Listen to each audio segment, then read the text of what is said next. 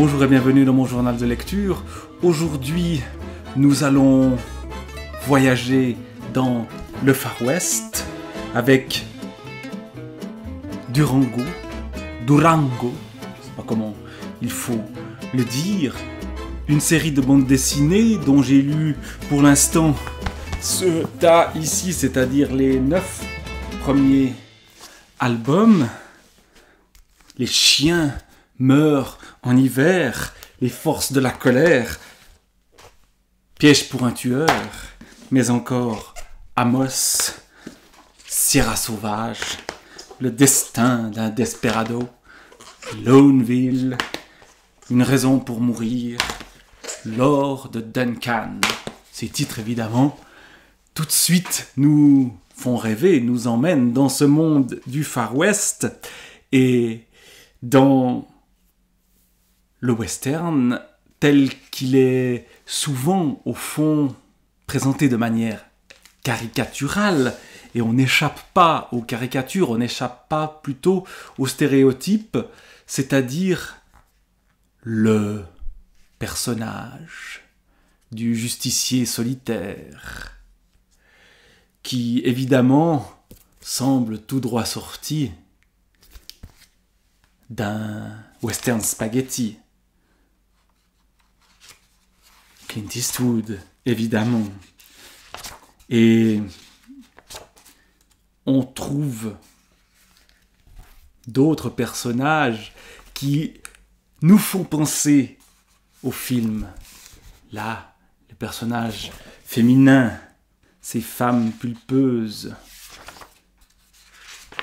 Et d'autres personnages, des vieux dans des cabanes.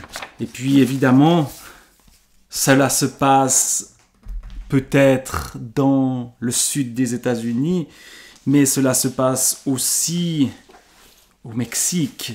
Et à plusieurs reprises, on passe la frontière, on traverse des déserts, on est poursuivi par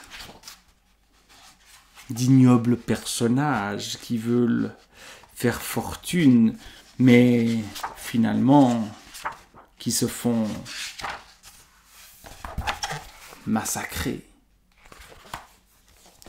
Alors il ne s'agit pas pour moi ici de raconter ces histoires-là. Il y a les femmes fatales, évidemment, les femmes qui se lient avec des voyous, des femmes qui jouent de leur charme, et Durango est sensible au charme des femmes.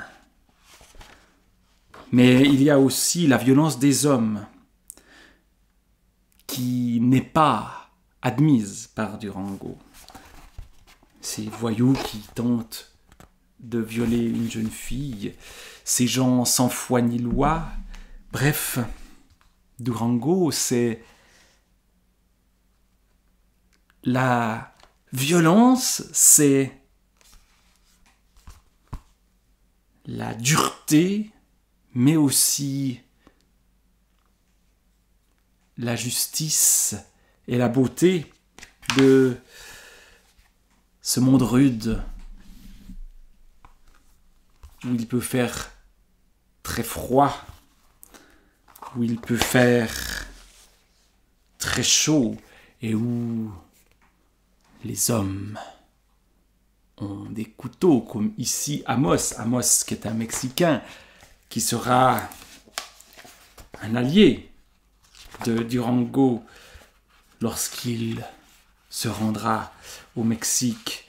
Mais la mort n'est jamais loin dans ce genre d'histoire. Et évidemment, le sang coule.